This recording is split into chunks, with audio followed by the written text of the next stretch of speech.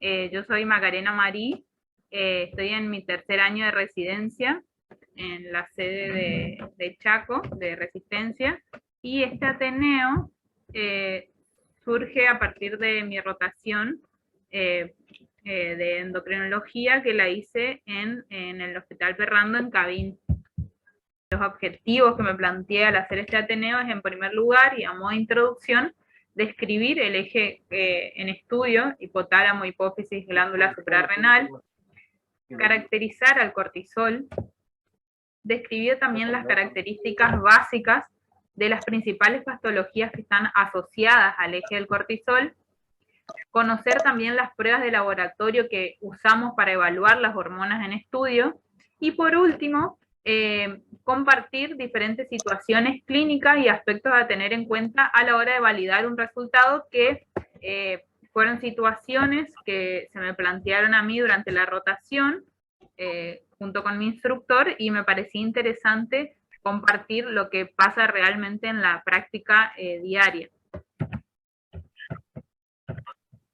Entonces, para arrancar con el eje hipotálamo, hipófisis, glándula suprarrenal, tenemos que como factor estimulante principal las situaciones de estrés, tanto físicas como psicológicas, es decir, estados de hipoglucemia, infecciones, estados de depresión, ansiedad y a su vez el ritmo circadiano, van a ser factores estimulantes a nivel del hipotálamo para la secreción de la hormona liberadora de corticotrofina, o comúnmente conocida como CRH.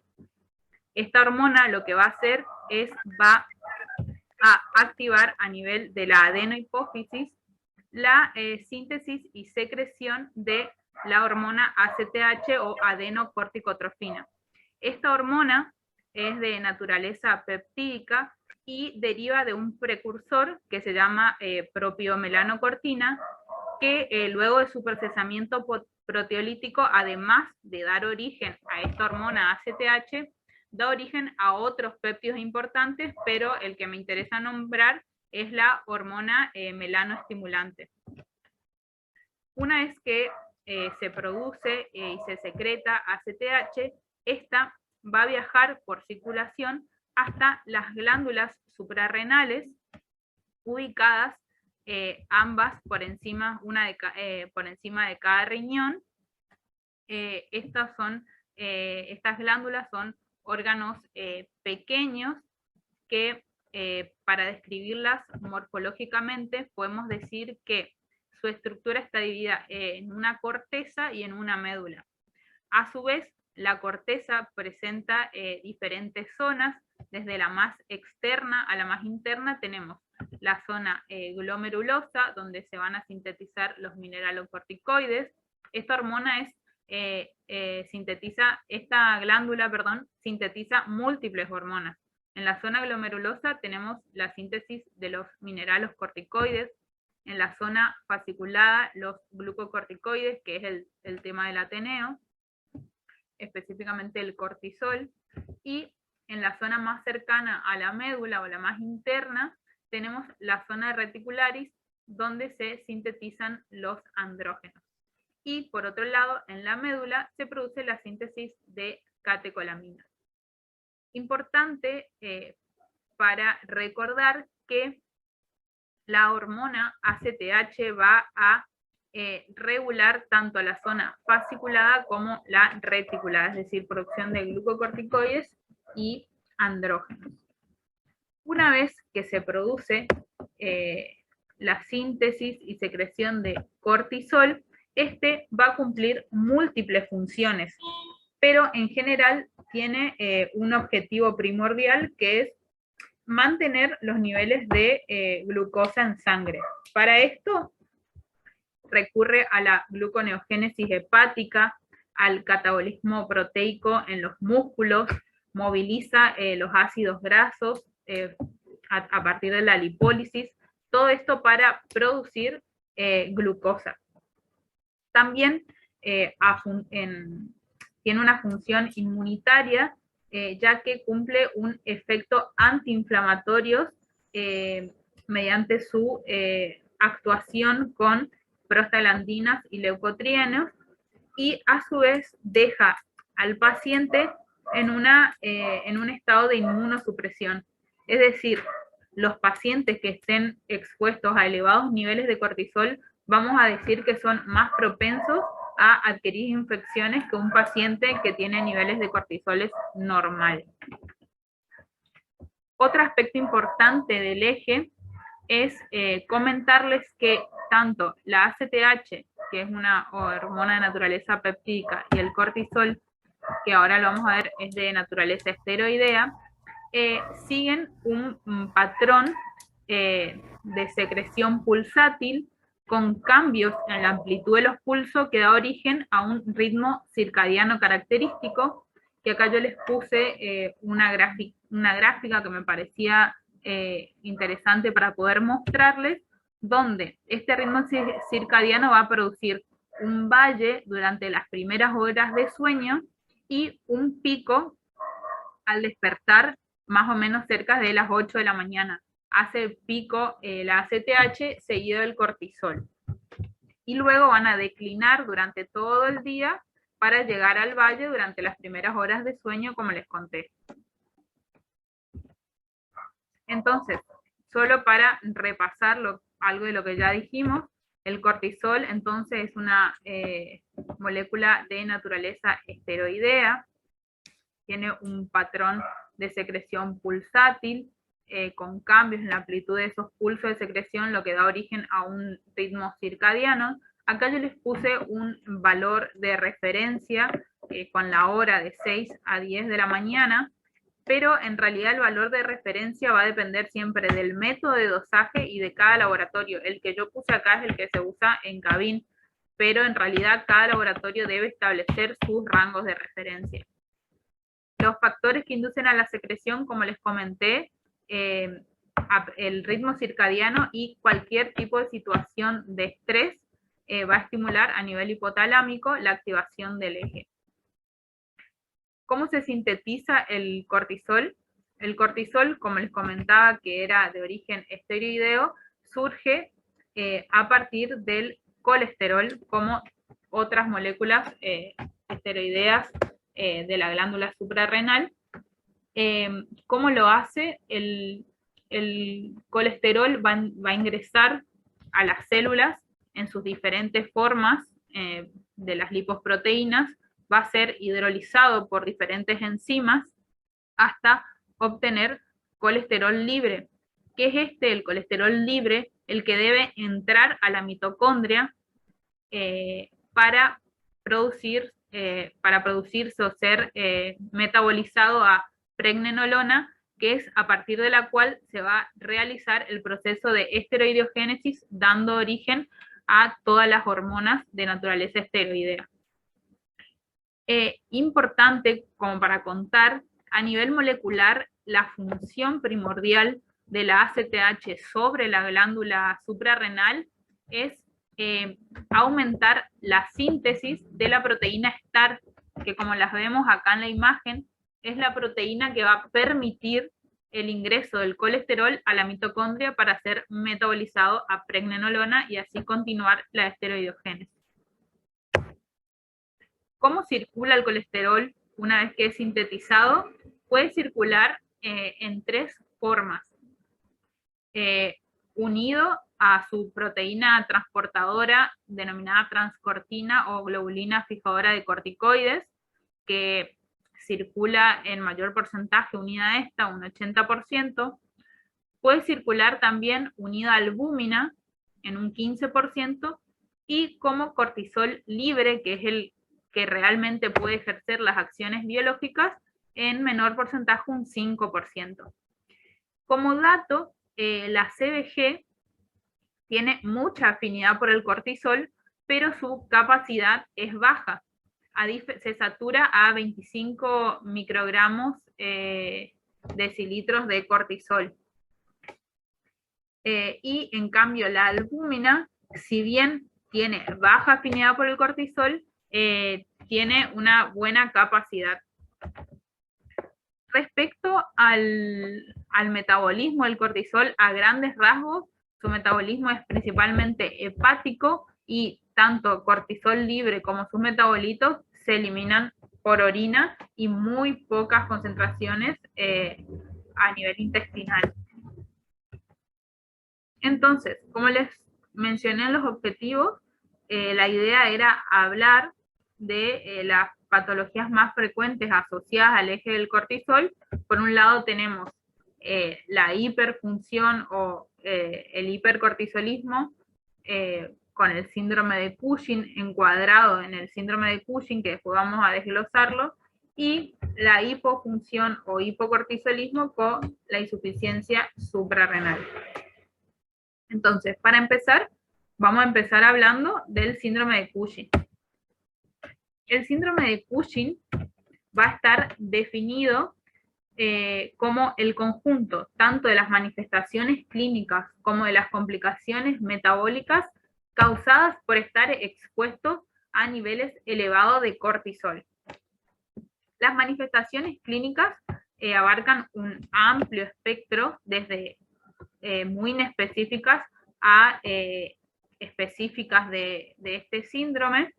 Me pareció interesante ponerles esta imagen que sintetiza bien las manifestaciones clínicas, pero también leerles el espectro de manifestaciones con lo que podemos encontrarnos, si bien la mayoría de las veces no tenemos la posibilidad de ver el paciente o tomar todos los datos, el médico sí lo puede recoger y si nosotros podemos observar también sería ideal. Como manifestaciones más inespecíficas y que pueden estar asociados a otros cuadros clínicos tenemos obesidad abdominal, hipertensión, acné, hirsutismo, alteraciones menstruales, depresión, ansiedad. Ya menos específicas tenemos el acúmulo de grasa en el dorso alto y supraclavicular, que es bastante frecuente en el síndrome de Cushing, que es por ese aumento de ácidos grasos libres que produce el cortisol. La hiperpigmentación de los pliegues, que también tiene su razón de ser en que se está produciendo niveles elevados de hormona melanoestimulante, que va a producir melanina, osteopenia, osteoporosis, y ya más específicas, la típica fascie redonda y pletórica de los pacientes con Cushing, atrofia muscular y miopatías siempre en miembros proximales. Van a ver que los pacientes tienen en general las piernas delgadas y toda la grasa se concentra en la zona abdominal.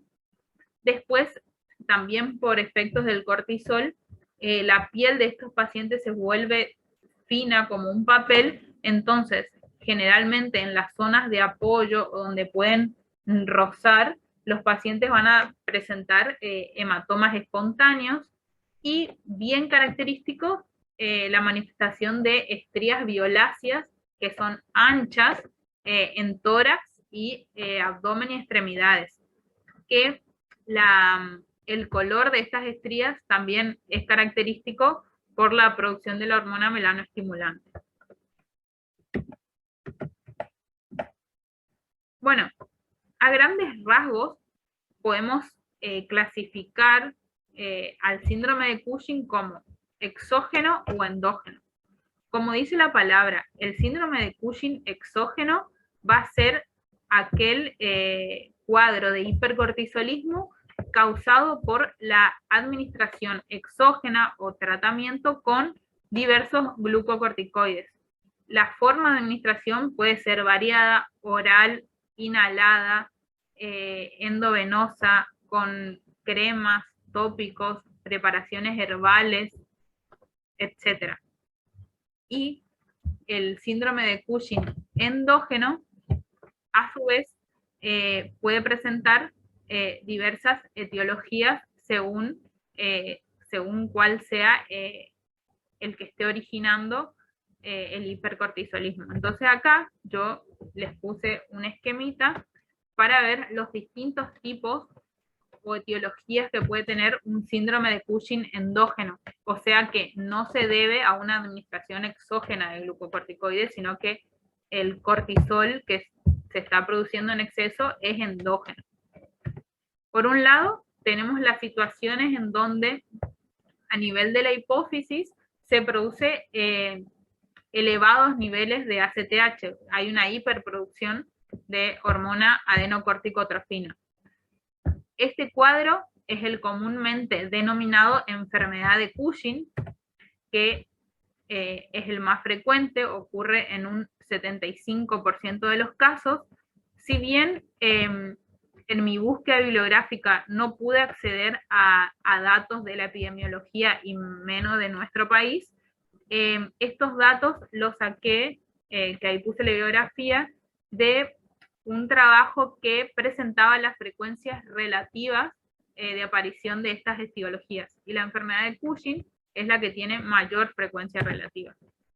Después tenemos otro caso donde el problema no está en la hipófisis, tampoco en la glándula, sino que hay una secreción ectópica de adenocorticotrofina o sustancias similares a esta, y lo denominamos como síndrome de Cushing ectópico, y generalmente la secreción ectópica es producida por tumores de pulmón, que son los más frecuentes, puede estar ubicado en el timo y en el páncreas, y son productores de HCTH, entre otras moléculas. Esta frecuencia de síndrome de Cushing ectópico es de 10%, y por último tenemos los casos en que el hipercortisolismo se debe a una producción autónoma de cortisol por parte de la glándula suprarrenal, o sea, en este caso sí el problema está propiamente dicho en la glándula suprarrenal, que pueden ser originados, o sea, este síndrome de Cushing de origen suprarrenal puede ser originado en mayor proporción, con mayor frecuencia, por un adenoma suprarrenal, y en menor frecuencia pueden deberse a carcinomas y patologías muy raras que son la hiperplasia suprarrenal bilateral micro o macronodular, que son muy poco frecuentes.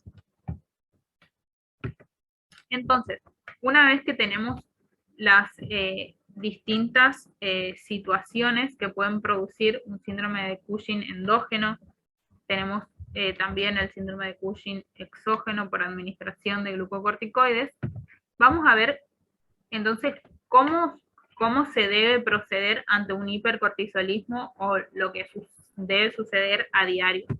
Primero va a estar la sospecha clínica de hipercortisolismo, generalmente la hace el médico según la clínica que estuvimos viendo del paciente.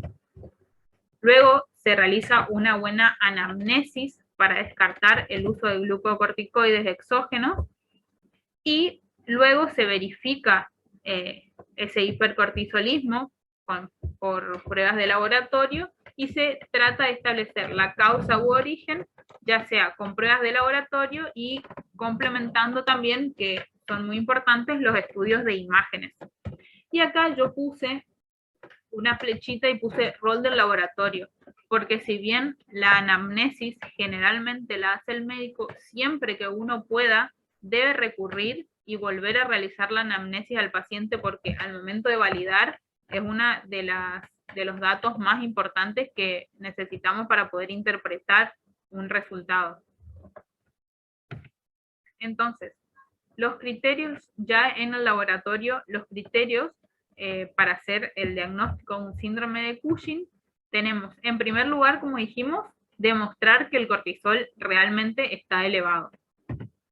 En segundo lugar, una vez que sabemos que el cortisol está elevado, vamos a evaluar si se perdió o no el ritmo circadiano del que hablábamos.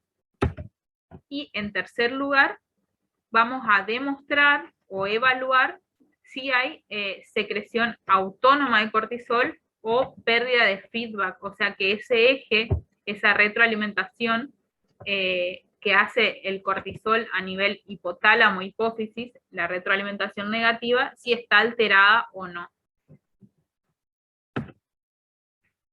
Para diagnosticar un síndrome de Cushing deben cumplirse al menos 2 de estos 3 criterios, es decir, cumplirse pruebas involucradas en estos criterios que la vamos a ver ahora. Entonces, para demostrar el hipercortisolismo, ¿a qué podemos recurrir? Al dosaje de cortisol sérico o plasmático y al cortisol libre urinario de 24 horas. Las condiciones preanalíticas para dosar cortisol en suero o plasma son que la extracción se debe realizar entre las 7 y las 9 de la mañana, el paciente debe asistir en ayuna y evitando todo tipo de situación de estrés, es decir, hasta que no venga en lo posible caminando rápido al laboratorio. Se deben tomar también como condición preanalítica todos los datos que se puedan sacar del paciente, como qué medicación, suplementos, cremas, si tiene patologías que conozca, etc. En cuanto a las condiciones analíticas, el método de dosaje hay variados. Yo puse el que se usa en Gavin, que es de electroquimioluminiscencias, en un equipo COAS 411 de Roche, que en este método se van a medir todas las fracciones de cortisol, ya que in vitro el cortisol va a ser liberado con el uso de danazol, o sea, el ensayo ya viene preparado para eso, es liberado, todas las fracciones unidas son liberadas con el uso de danazol. Es un ensayo de tipo competitivo y lo que utiliza el método es un anticuerpos anticortisol biotinilados, digamos. Después usa un derivado sintético del cortisol marcado con rutenio, porque como dijimos, es un método competitivo, y micropartículas de streptavidina que van a ser el soporte, digamos, sólido para el ensayo.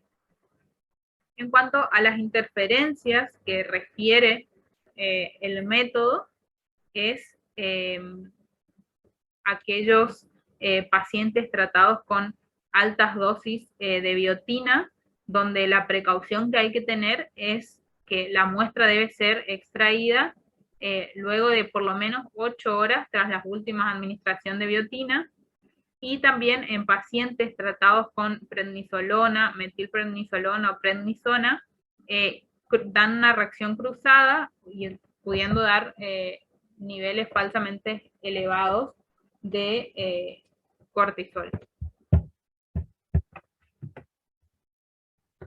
Para la interpretación de los resultados, hay que tener en cuenta todos aquellos factores que pueden modificar los niveles de cortisol, y además también tener en cuenta que la utilidad de un cortisol sérico o plasmático aislado es muy limitada. Es decir, siempre hay que realizarlo conociendo el contexto del paciente, si es posible realizar también varias determinaciones o acompañado de otras pruebas que puedan sustentar su interpretación. Entre los factores que modifican los niveles de cortisol, sabemos que aquellos factores que van a aumentar los niveles de cortisol son situaciones de embarazo, anticonceptivos, tratamientos con estrógenos, que van a aumentar en realidad las concentraciones de la proteína transportadora, alcoholismo, depresión, obesidad, que son los denominados pacientes pseudo-Cushing, insuficiencia renal crónica, y van a disminuir los niveles de cortisol la corticoterapia, ya que va a ejercer un efecto supresor del eje, un panhipopituitarismo, que también es bastante frecuente, un postoperatorio de un síndrome de Cushing, una hiperplasia suprarrenal congénita o pacientes con insuficiencia suprarrenal. O sea, debemos tener en cuenta todos estos aspectos para poder validar el resultado. Como le dije, los valores de referencia van a depender según el método que se utilice y el laboratorio. Entonces, para demostrar el hipercortisolismo, ya vimos el cortisol en suero en plasma. Ahora vamos a evaluar el cortisol libre en orina de 24 horas. Entonces, el método, esta determinación no se realiza en el hospital, pero me pareció interesante poner porque es una de las de mayor utilidad y que refleja bien las concentraciones en sangre de cortisol, o sea, se condice bien con los niveles de cortisol en sangre. El método se puede hacer por RIA, por HPLC, y los valores de referencia también van a depender según el método y el laboratorio, por lo que pude averiguar en un hospital en Buenos Aires también lo hacen por quimioluminiscencia, pero no pude averiguar más, o sea, solo sé que hacen por quimioluminiscencia. Y lo que se usa como valor de referencia es el valor de cada laboratorio para decir que está aumentado, debe sobrepasar 3 o 4 veces el valor normal. Y esta también es una determinación que hay que realizarlas varias veces, porque sucede que 1 de cada 4 pacientes con síndrome de Cushing da normal. Y también hay pacientes que tienen síndrome de Cushing cíclico, entonces es importante en ciertas ocasiones realizar varias determinaciones para estar seguro de que realmente supera el valor normal. La ventaja de dosar cortisol libre urinario es que lo que vamos a estar midiendo es la fracción libre del cortisol, lo que filtra sin metabolizarse porque superó la capacidad de la CBG. Entonces, acá, ¿qué pasa? Nos independizamos de los niveles de CBG que influyen, por ejemplo, en el cortisol sérico o plasmático. Pero también tenemos factores a considerar, como por ejemplo, la predisposición del paciente para juntar correctamente una orina de 24 horas, por lo que es importante medir la creatininuria. Y hay fármacos que, por ejemplo, interfieren con el método de HPLC, como la carbamazepina, la digoxina, fenohidrato, que también hay que considerar. Falsos positivos que pueden darse por una ingesta elevada de agua. Después, los pacientes con patologías denominadas dentro del cuadro de pseudo-Cushing, como depresión, síndrome de ovario poliquístico, alcohólicos, obesos, pueden tener una elevación moderada del cortisol libre urinario. Por eso hay que también evaluar en el contexto del paciente con todos los datos, haciendo varias determinaciones. Y falsos negativos que pueden deberse a una mala recolección de la orina o a pacientes que tengan comprometida la función renal. Como segundo criterio, ¿se acuerdan que dijimos? Primero demostramos el hipercortisolismo. Como segundo criterio, ahora vamos a demostrar la pérdida del ritmo circadiano, que como les había mencionado era que hacía un valle durante las primeras horas de sueño y su pico al despertar, durante las primeras horas de la mañana. Entonces ahora lo que vamos a buscar es la alteración de este ritmo.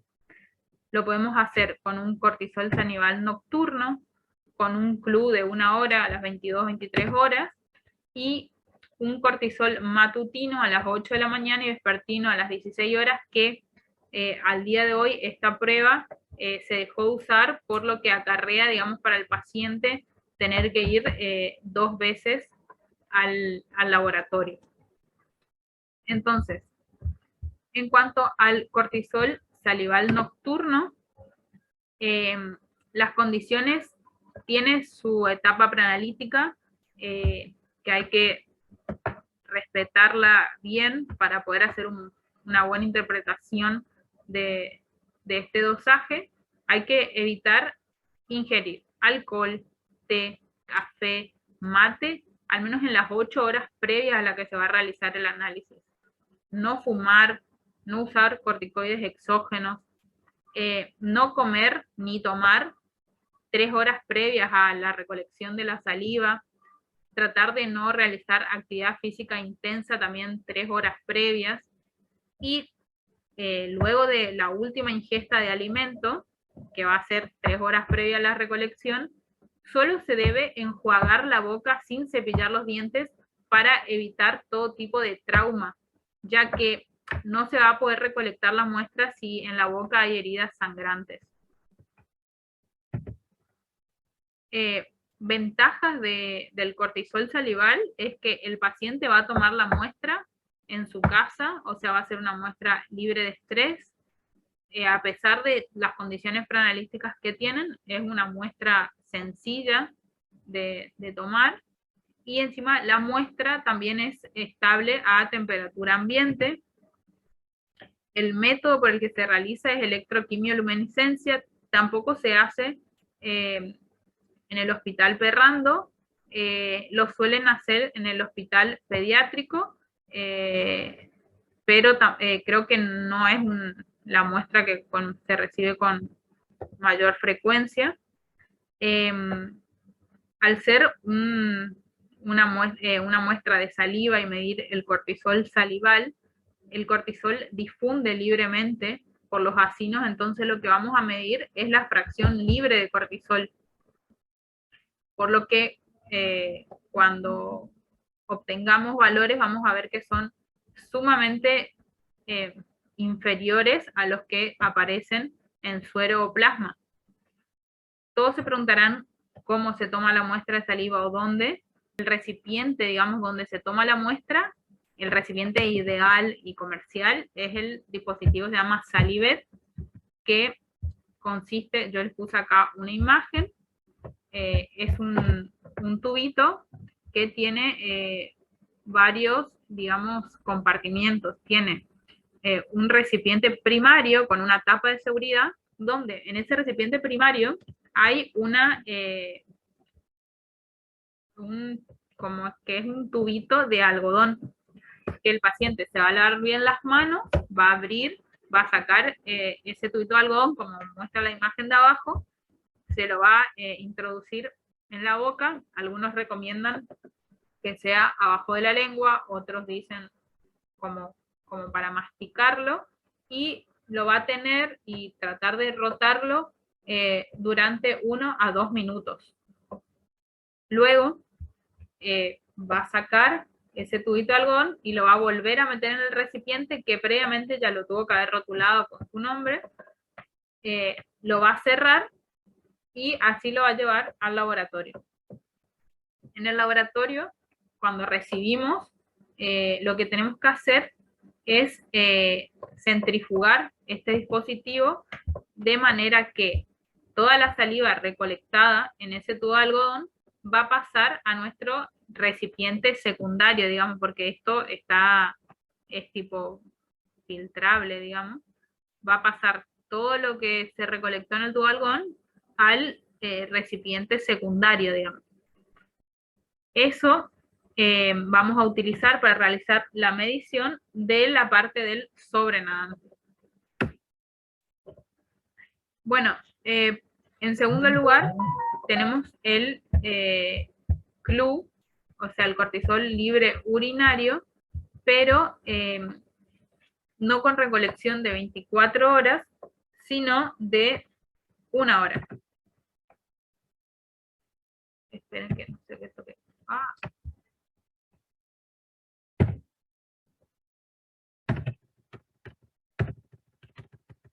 Perdón, me fui.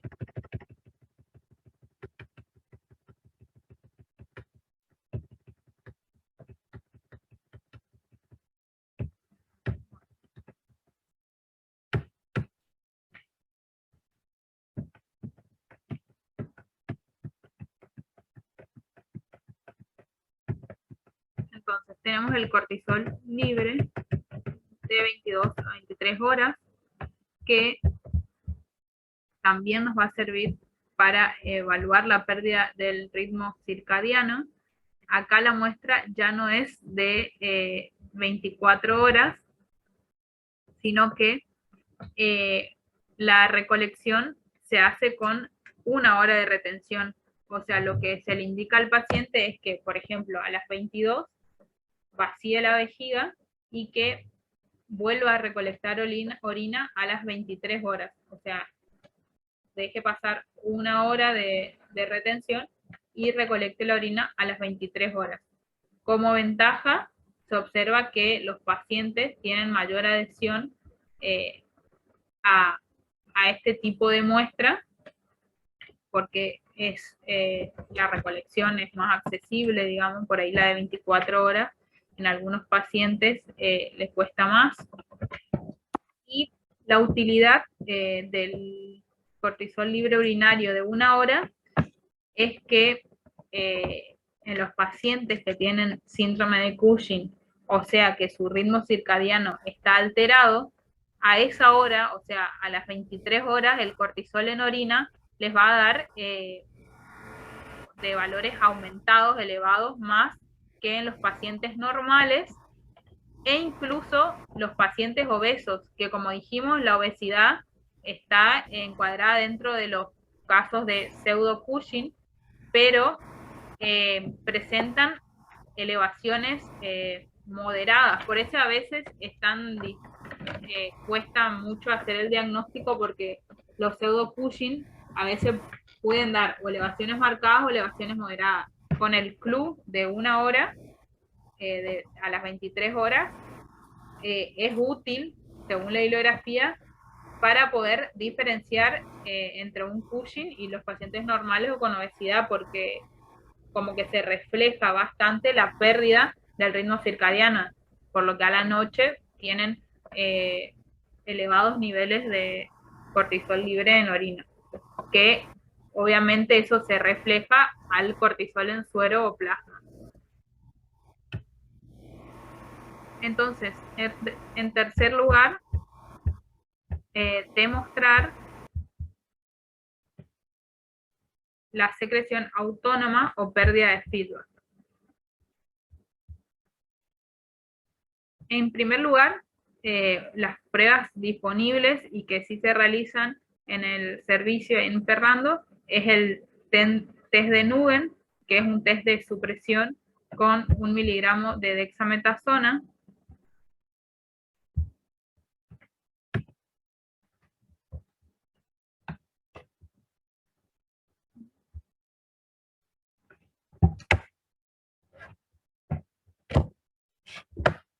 Ahí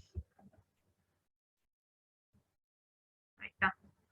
Bueno, el fundamento de este test de supresión con 1 miligramo, o sea, dosis bajas de dexametasona, es que al administrar este glucocorticoide sintético exógeno, un paciente normal va a inhibir la producción del cortisol endógeno.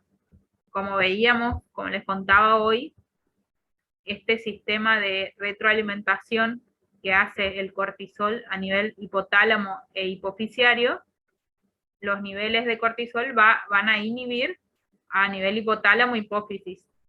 Y también si se administra glucocorticoides exógenos en un paciente normal, deberían inhibir la producción de cortisol por las glándulas suprarrenales, ya que también suprimen el eje a estos niveles. El procedimiento, o sea, cómo se realiza, se va a administrar 1 miligramo de esta glucocorticoide sintético, o sea, la dexametasona vía oral a las 23 horas al paciente, y a las 8 horas del día siguiente se le solicita que venga al laboratorio y se va a obtener una muestra de sangre para el dosaje de cortisol.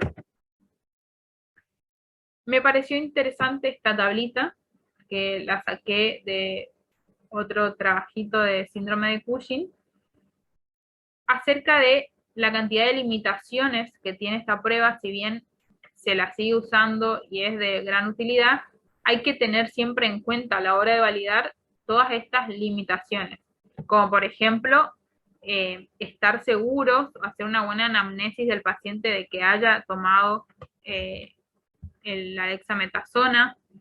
Hay casos de absorción intestinal reducida de este glucocorticoide. También hay fármacos que inducen su metabolismo y otros que lo ralentizan, entonces debemos también tener en cuenta a la hora de interpretar.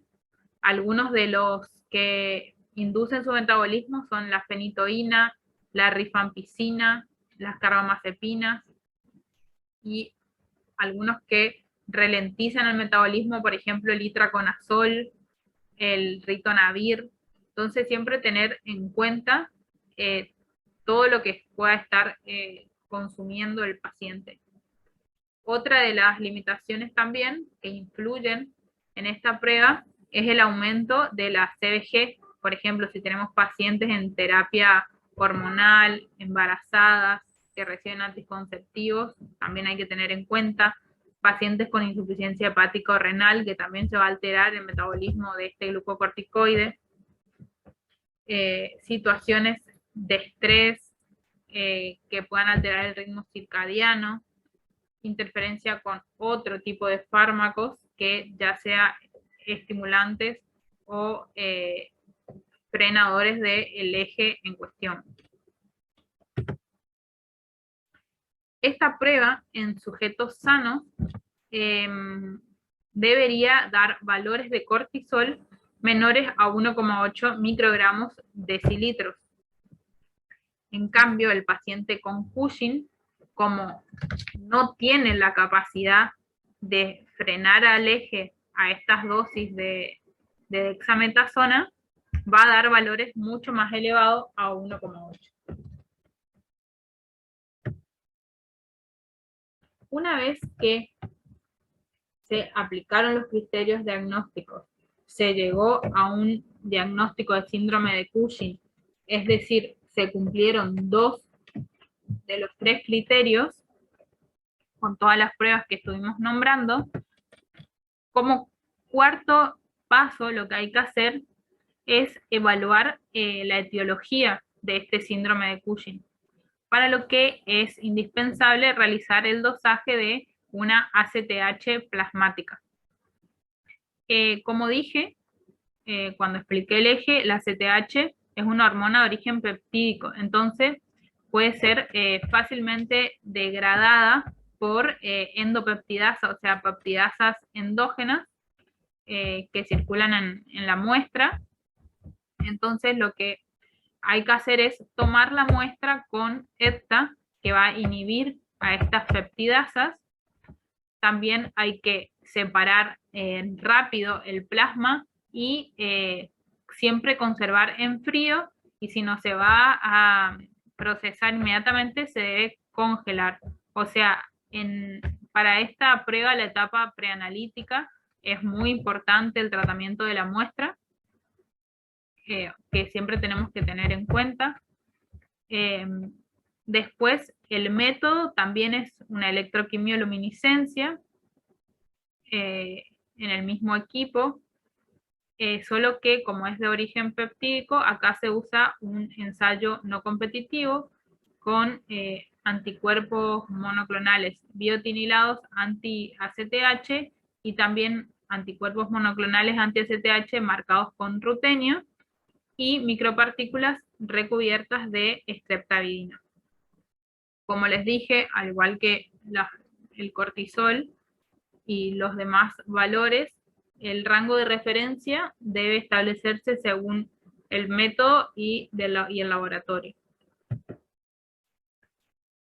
Entonces, una vez que se hizo el dosaje de ACTH, vamos a buscar la causa, es decir, si es ACTH dependiente o independiente, como vimos en la diapositiva, los tipos de síndrome de Cushing endógeno.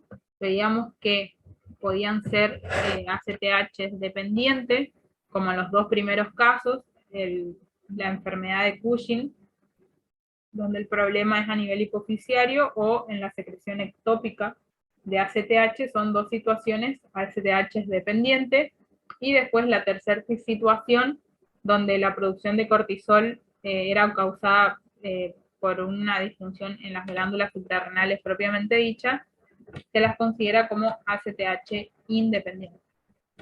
Estos valores de supresión los saqué de una bibliografía, pero de todas formas, también cada laboratorio, según su método, utiliza ciertos valores para evaluar la supresión o no. Entonces, en aquellos casos donde nuestra ACTH de muy baja o no dosable, vamos a decir que está suprimido y que vamos a estar en un caso ACTH independiente. Luego, en los casos donde la ACTH no esté suprimida o tengamos valores muy elevados de ACTH, vamos a decir que es un síndrome de Cushing ACTH dependiente. Y una vez que llegamos a que el caso en estudio es un síndrome de Cushing ACTH dependiente, eliminamos el síndrome de Cushing suprarrenal, de origen suprarrenal, pero nos quedan como opción que sea o de origen hipofisiario o de origen ectópico. Entonces, ahí vamos a someter al paciente a diferentes pruebas, donde el laboratorio realiza algunas y otras son de estudios por imágenes, como la resonancia magnética nuclear de hipófisis, después el test con altas dosis de dexametasona y el test de estímulo con CRH. Cuando se realiza la resonancia magnética nuclear, en los casos que sean hipofisiarios, se va a visualizar el adenoma, se va a evaluar su tamaño. En cambio, en la hipófisis de un síndrome de Cushing ectópico, la imagen va a ser normal. El test de dexametasona a altas dosis se utilizan, bueno, ahora les voy a mostrar. El síndrome de Cushing hipofisiario puede suprimir a altas dosis de dexametasona, en cambio el ectópico no, y ante un estímulo con CRH, el síndrome de Cushing ectópico no va a responder a CRH porque no tiene receptores para CRH, en cambio la enfermedad de Cushing por un adenoma hipofisiario sí va a responder a un test de estímulo con CRH. Entonces, la prueba de altas dosis de dexametasona, lo que se hace parecido al test de Nugent es medir, tener una muestra de cortisol basal, administrar 8 miligramos de dexametasona vía oral a las 23 horas, al igual que la dexametasona 1 miligramo, y al día siguiente también se solicita de nuevo al paciente para tomarle otra muestra de sangre para dosar cortisol. Y acá la interpretación se va a basar en la cantidad en que disminuye el cortisol sérico respecto al valor basal. Entonces, si vemos que esa disminución es superior al 50%, podemos decir que estamos ante un síndrome de Cushing producido por un adenoma hipofisiario, o sea, una enfermedad de Cushing, porque a estas dosis los síndromes de Cushing de origen hipofisiario pueden suprimir la producción de cortisol. Limitaciones de estas pruebas que debemos considerar es que hay ciertos casos donde síndrome de Cushing ectópicos, como ser tumores bronquiales, que la bibliografía decía que generalmente eran de bajo grado, de malignidad de bajo grado, podían también suprimir la producción de cortisol, por lo que ahí esta prueba ya no sería útil para diferenciarlos. Sí habría que interpretar en contexto y suplementando con otras pruebas, como ser la resonancia magnética nuclear y otras pruebas de otros estudios por imágenes, digamos, también un test de CRH que se podría hacer.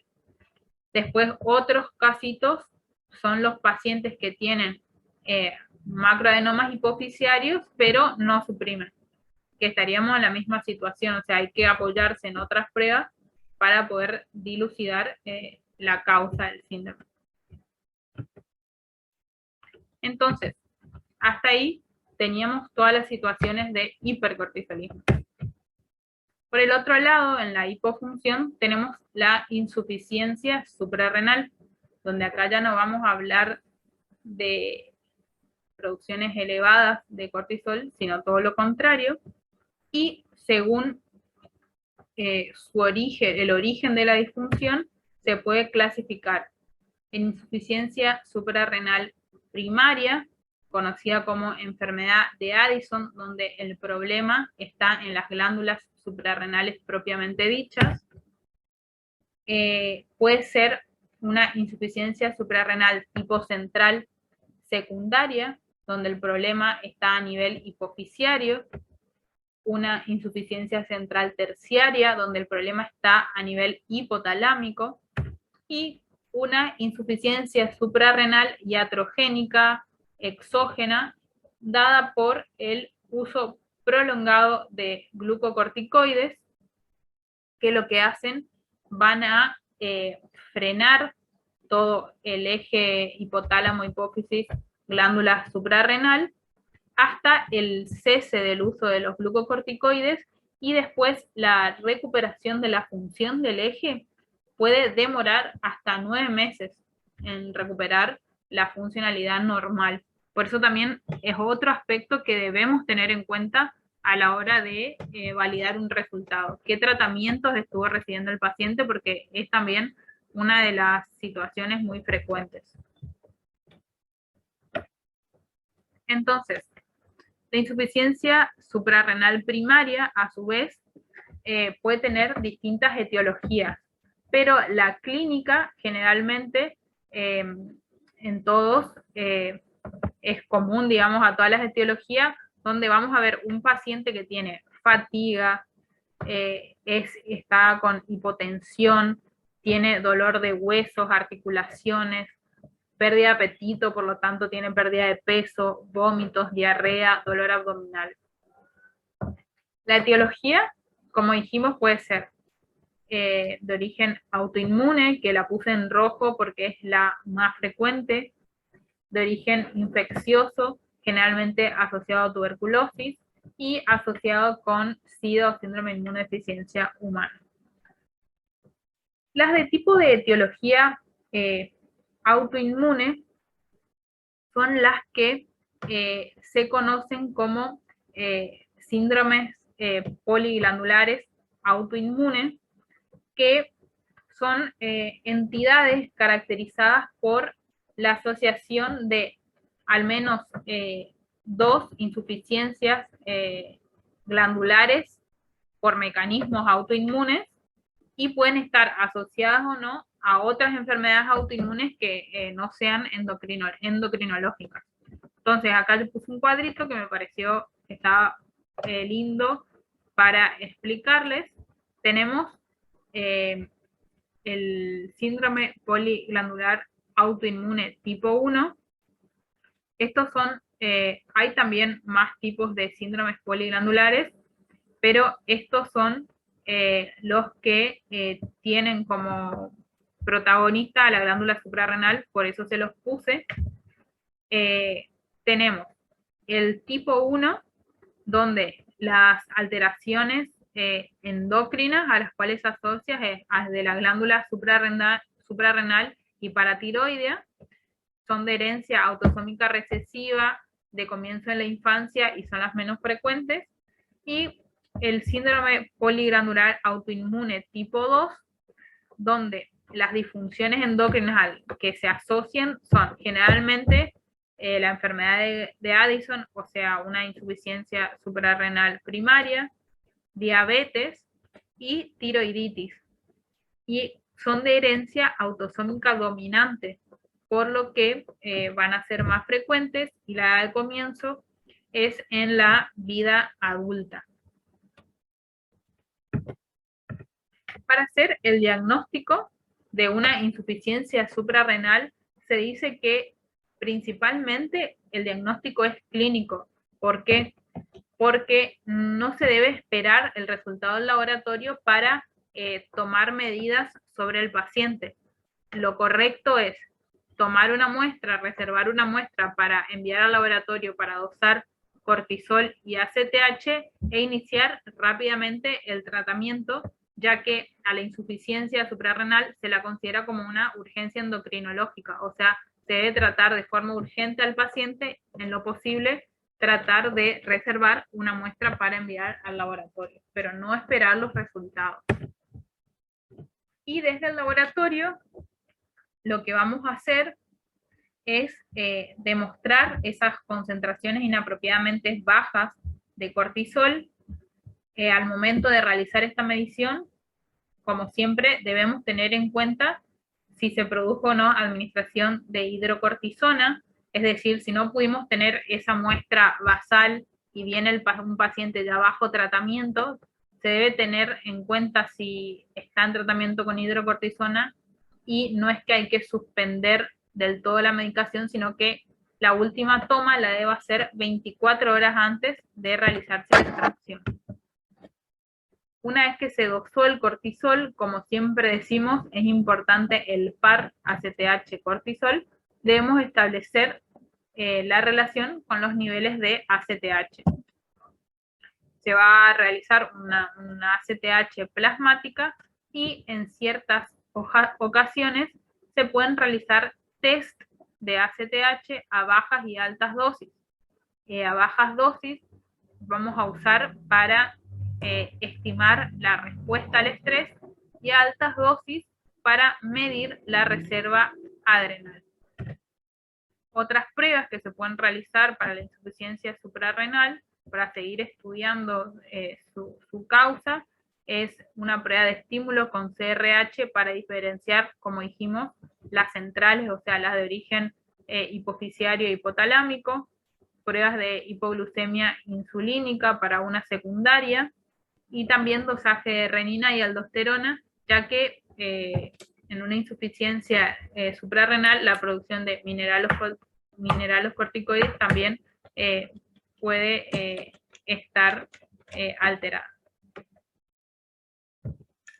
Acá yo les puse un cuadrito con algunas pruebas de laboratorio que nos permitirían diferenciar una insuficiencia suprarrenal de origen primario de una secundaria. Por ejemplo, los analitos que más comúnmente vamos a tener accesibilidad para el dosaje, cortisol y ACTH, en una insuficiencia suprarrenal que tiene origen en la glándula, vamos a ver que el cortisol va a estar bajo o normal abajo, y la ACTH va a estar elevada.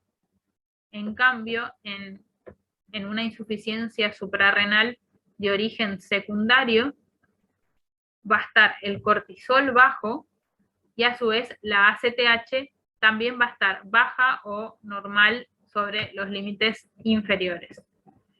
Después tenemos otros test, como los de ACTH a altas dosis. Después también, muy importante, que por la distribución de nuestro hospital no tenemos acceso al ionograma, pero la natremia y la calemia también es importante, ya que en una insuficiencia de origen en la glándula suprarrenal, la hiponatremia y la hipercalemia van a estar presentes. En cambio en la secundaria generalmente no, y la natremia es variable. Y otra cosa importante que sí lo podemos ver desde un laboratorio de endocrino es si este déficit de cortisol está asociado a déficit de otras hormonas hipofisiarias. Entonces, si el origen es primario, o sea, el problema está en la glándula suprarrenal, no deberíamos ver otras hormonas hipofisiarias alteradas, como si lo vamos a ver en las de origen secundario, o sea, hipofisiario.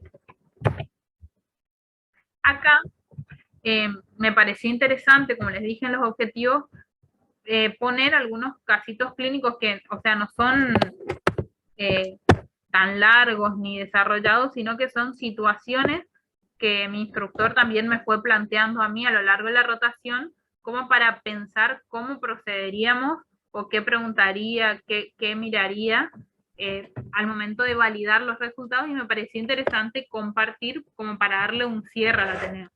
Por ejemplo, acá tenemos una paciente femenina de 24 años que fue diagnosticada con insuficiencia suprarrenal, está en tratamiento con hidrocortisona 15 miligramos, suspendió la hidrocortisona 24 horas antes.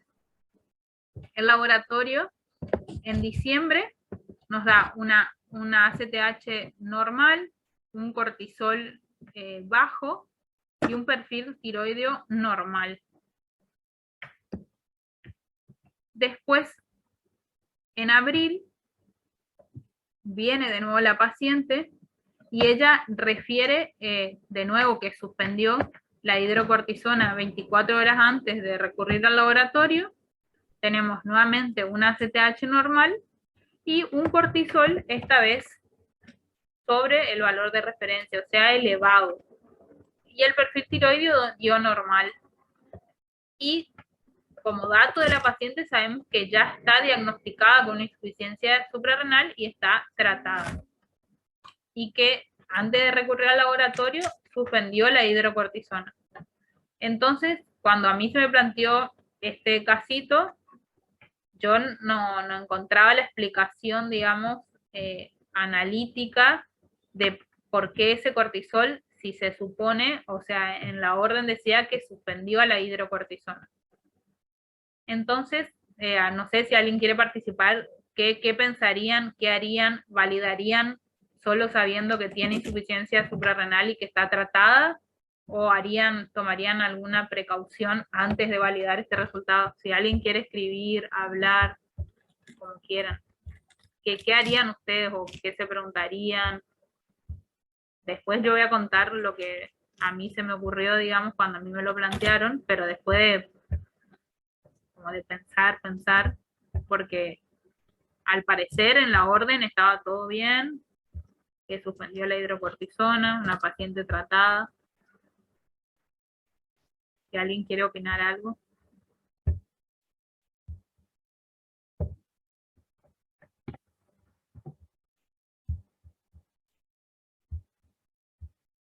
Bien, Dai, ¿realmente suspendió la hidrocortisona? Esa es la pregunta más importante y la que antes de validar el resultado hay que tratar de confirmar con el paciente. Porque si bien sabemos que está recibiendo como tratamiento hidrocortisona, ella refiere suspensión.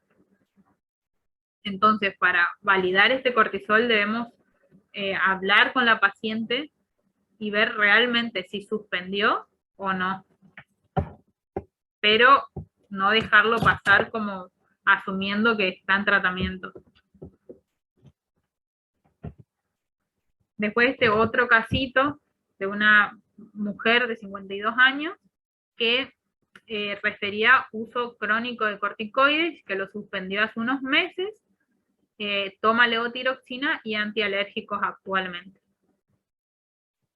Vino en abril del 2021, el cortisol le dio bajo y el perfil tiroideo le dio normal. Y hasta la fecha no se registran otros controles de esta paciente. Por ejemplo, así, ante esta situación, ¿qué podríamos interpretar de este resultado? Suponer qué consideraciones haríamos si vuelve a venir la paciente. ¿Qué piensan ustedes? Sabemos que usó un tiempo prolongado corticoide y suspendió hace unos meses. No sabemos exactamente cuánto. Entonces, por lo que estuvimos viendo, ¿qué podríamos deducir de esta situación? Que no tenemos otro valor hasta la fecha, no volvió a un control.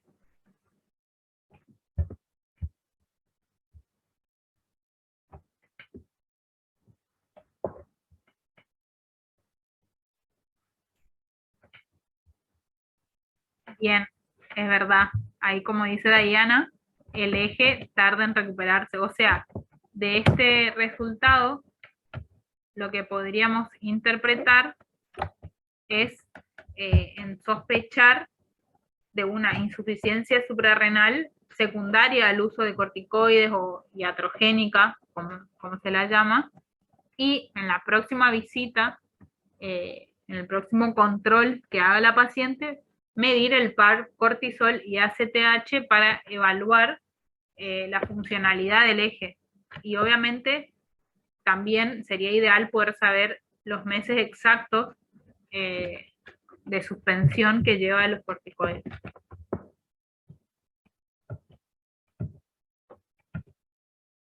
Bueno, este es otro casito, una paciente femenina de 24 años, donde la sospecha diagnóstica es síndrome poliglandular. La medicación actual es levotiroxina, que la suspende para el momento de la toma de muestra, la toma después, digamos, y los resultados de laboratorio concurre en una oportunidad en octubre del 2020, donde el perfil tiroideo TSH y T4 le da normal, le da anticuerpos anti-TPO, antitiroperoxidasa, o sea que tiene autoinmunidad tiroidea, le dan elevados, digamos. La ACTH le da muy elevada, el cortisol le da disminuido. De acá, de octubre del 2020, ¿qué cosas importantes podemos sacar que nos orienten hacia esa sospecha, digamos, que ya sabemos, la sospecha era un síndrome poliglandular? ¿Qué valores o qué pruebas sacarían?